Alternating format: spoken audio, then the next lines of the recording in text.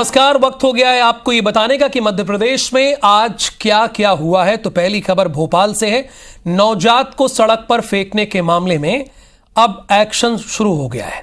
इसमें 3 लोगों को गिरफ्तार कर लिया गया। पहली बात, नर्स जिसने फेंका था बच्ची को, वो फुटेज भी सामने आया था, हमने आपको दिखाया था। डॉक्टर को भी गिरफ्तार कर लिया गया है।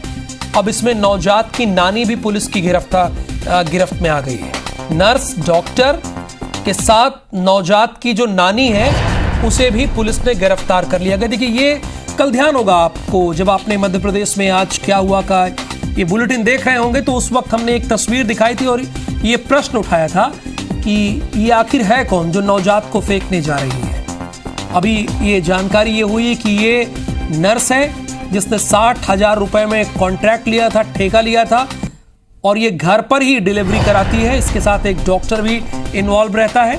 और उसके बाद ये जो नवजात है, बच्ची है, इसको ले जाकर ये लोग बाहर फेंक देते हैं। अब जब रोने की आवाज लोगों ने सुनी तो बोरा खोला, जिस बोरे में इन्होंने रखा है, देखा बच्ची है। बाद में हॉस्पिटल में एडमिट कराया, पुलिस को सूचना दी। खबर यह कि फेफड़े में संक्रमण की वजह से नवजात की जान चली गई। ये 2 तस्वीरें हैं जो हम आपको दिखा रहे हैं। बुधवार को भोपाल के बाग उमरा दूल्हा इलाके में बोरी में बंद बच्चे के रोने की आवाज आ रही थी, जिसे सुनकर लोगों ने बाहर निकाला और पुलिस को सूचित किया। इसके बाद बच्ची को हॉस्पिटल में एडमिट कराया गया, लेकिन गुरुवार को उसने दम तोड़ दिया। पुलिस ने इलाके के सीसीटीवी फुटेज खंगाले तो एक सीसीटीवी कैमरे में एक महिला बोरी में नवजात को फेंकते हुए देखी गई। ये आपको दिख भी रहा है। सीसीटीवी के आधार पर पुलिस ने जांच शुरू की तो पता चला कि नवजात की मां नाबालिग है और मामा के बेटे से संबंधों के चलते वो प्रेग्नेंट हुई है।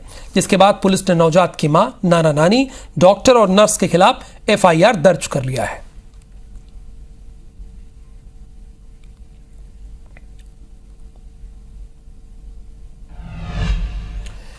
भोपाल में पकड़े गए एमडी ड्रग्स मामले में रोज एक नए खुलासे हो रहे हैं। अब देखिए ना, एनसीबी ने आरोपियों की चैट रिकवर की है। इसमें कोड और इमोजी के माध्यम से बातचीत और डील का खुलासा हुआ है। इसी पर आधारित हमारी टीम ने एक रिपोर्ट तैयार की है। ये रिपोर्ट आप जरूर देखिए।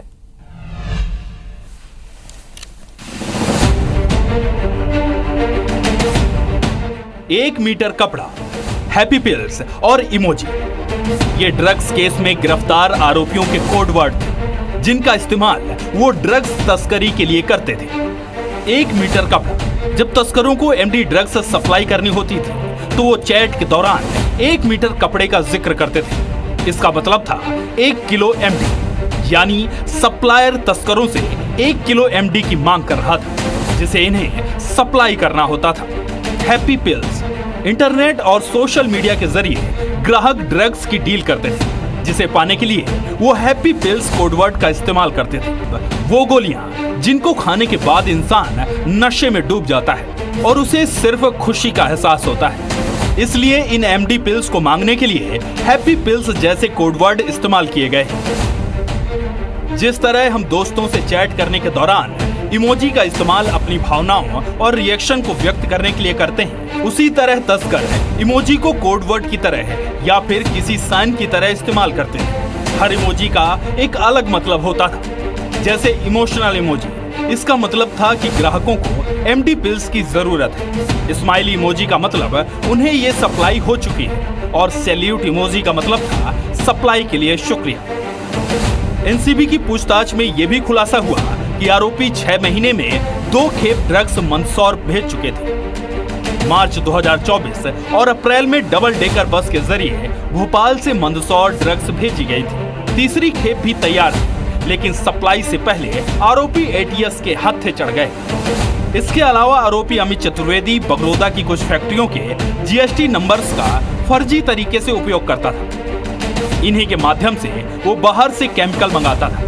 अमित चतुर्वेदी ने रिमांड के दौरान पूछताछ में ये कबूल किया है। असल में 5 अक्टूबर को एटीएस और एनसीबी ने ड्रग्स फैक्ट्री पकड़ी थी। मामले में अब लगातार नए खुलासे हो रहे हैं। एनसीबी ने ड्रग्स तस्करों के विदेश भागने की आशंका में लुकआउट नोटिस भी जारी किया है। तो लुकआउट नोटिस बकायदा जारी कर दिया गया। अब सवाल यह है कि क्या महाकाल मंदिर को लेकर बड़ी साजिश रची जा रही है?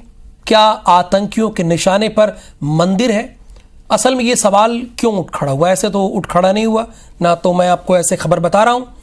असल में महाकाल लोक में एक संदिग्ध महिला को पकड़ा है जिसके पास कई संदिग्ध सामान बरामद हुए हैं। वो अपना नाम तो हिंदू बता रही, लेकिन उसके पास 4 आधार कार्ड है, बल्कि 5, और अलग अलग नाम से है। ये रिपोर्ट जरा देखिए आप।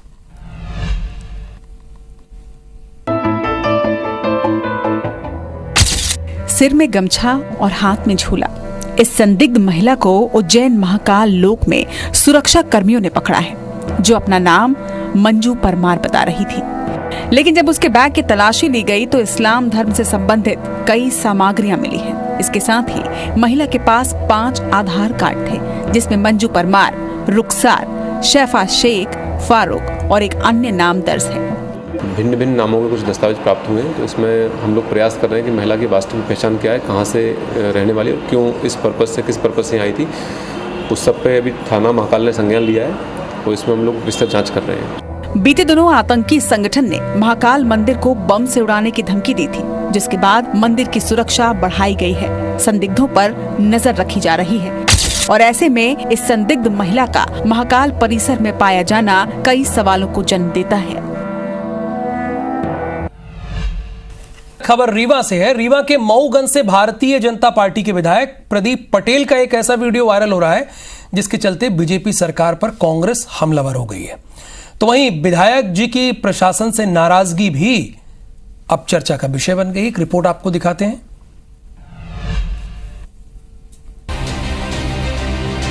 रीवा के मऊगंज से बीजेपी विधायक प्रदीप पटेल अपनी ही सरकार में सुरक्षित महसूस नहीं कर रहे हैं। गुरुवार को बकायदा शिकायती पत्र लेकर आईजी ऑफिस रीवा पहुंचे, लेकिन वहां आईजी के न मिलने के बाद उन्होंने मऊगंज के एसपी ऑफिस पहुंचकर नशे के खिलाफ अपना पत्र सौंपा और फिर एएसपी चैम्बर के सामने ही विधायक जी ने दंडवत होकर प्रणाम किया। समस्या कुछ नहीं है, गुंडों से आप मेरे को मरवा नहीं देता। सारे गुंडे चारों तरफ हाहाकार मचा है। गुंडों ने बोला है कि मैं तो एडिशनल एसपी आईजी ने बोला है प्रदीप पटेल का कत्ल करके आए, कोई नाम नहीं। क्या बात कर रहे हो आप बोले हो, आप हमको बता रहे हो, आप बताओ कि क्यों ऐसा करते हो। बीजेपी विधायक के दंडवत होने के बाद सियासत भी शुरू हो गई है। पीसीसी चीफ जीतू पटवारी ने सीधे सीधे मध्य प्रदेश सरकार को माफिया सरकार बता दिया। सरकार माफियाओं की सरकार है। ये बिना तथ्य और बिना परिस्थितियों से नहीं कहते हैं, पर मैं मानता हूं कि विपक्ष कहता है तो एक बार ये कि विपक्ष की भूमिका है। कैलाश विजयवर्गीय ने कहा कि गली गली में नशा बिकता है, ड्रग्स बिकती है। उनकी मीना सिंह एक पुरानी विधायक थी, उनके भाई को इसी सिलसिले में पकड़ा गया था। फिर उसकी बातें हुई कि चचेरा भाई था, जो भी था। फिर अभी एक विधायक पैरों में गिर के ये कहता है कि मुझे शराब माफियाओं से बचा लो। फिर अजय विष्णु ने यही कहा हमारे गोपाल भार्गव जी ने। तो ये सब बीजेपी के नेता हैं। ये क्या मैसेज है जो हम जिस बात को ताकत से कह रहे हैं कि ये शराब माफियाओं के चुंगल में फंस गया है प्रदेश। ये सरकार बीजेपी की भी नहीं है, ये सरकार जनता की भी नहीं है, ये सरकार माफियाओं की है। बीजेपी विधायक का वीडियो वायरल हो रहा है जिसमें वो कहते नजर आ रहे हैं कि नशे के कारण रोजाना चोरी लूट जैसी घटनाओं में इजाफा हो रहा है, लेकिन पुलिस मौन है।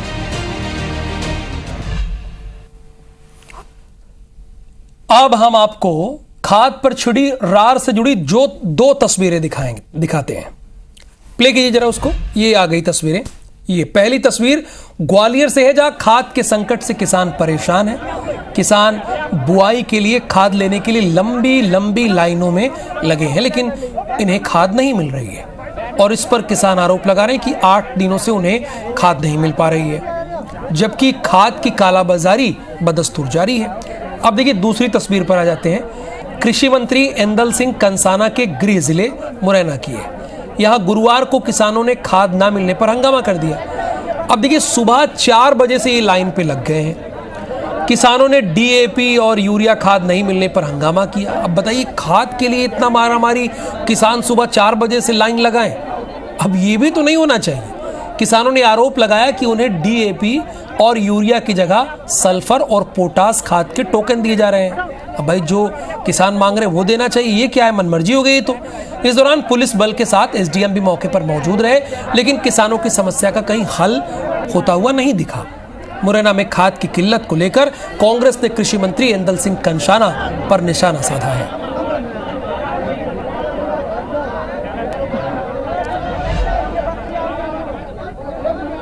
मध्य प्रदेश के ग्वालियर चंबल संभाग में एक बार फिर से खाद का संकट है वो गहरा गया है और आप देख सकते हैं कि खाद के लिए यहाँ पर जो किसान है लाइन में लगे हुए हैं और ऐसे ही एक हफ्ते से ज्यादा से का वक्त हो गया, ये लोग लगातार परेशान हैं। कब से आए, क्या मिल रही है खाद? सर 4 से 5 दिन हो गए, नहीं मिल रही साहब, क्या करें? दिक्कत ये आ रही है, कोई सिस्टम नहीं है, एक काउंटर है, काउंटर बढ़ाने चाहिए। यहाँ पर अधिकारी है, उनसे बात कर लेते हैं।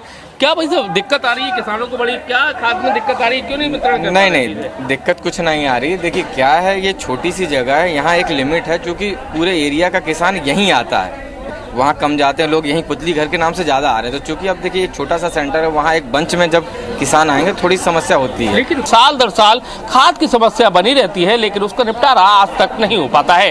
कैमरामैन राजकुमार कुशवाहा के साथ नासिर गौरी, IBC 24 ग्वालियर। खबर भोपाल से है। 3 आईएएस अधिकारियों का तबादला हो गया है। किशोर कुमार कान्याल को श्योपुर का कलेक्टर बना दिया गया है। निवाड़ी कलेक्टर अरुण कुमार विश्वकर्मा को हटा दिया गया है वहां से। MP राज्य कृषि वितरण बोर्ड में इन्हें अपर संचालक की जिम्मेदारी दी गई है।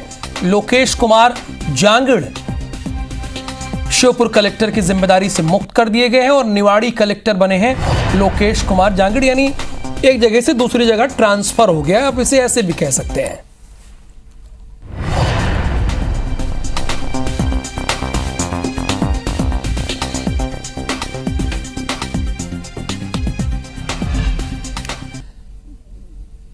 जब किसान आपके लिए प्रायोरिटी हैं, सबसे प्रथम पर हैं, तो जाहिर सी बात है उन्हें खाद की किल्लत का सामना क्यों करना पड़ रहा है। इस विषय पर हम बल की बहस करेंगे 8:30 बजे, यानी 8:30 बजे हमारे साथ जुड़िए face to face Madhya Pradesh पे, इसी पे करते हैं बहस।